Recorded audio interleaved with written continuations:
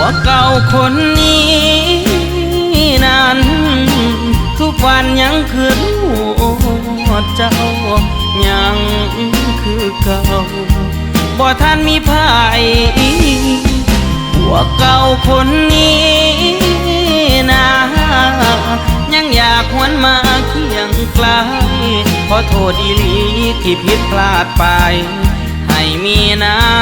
ำตาหากว่าเจ้าบ่ทันมีภัย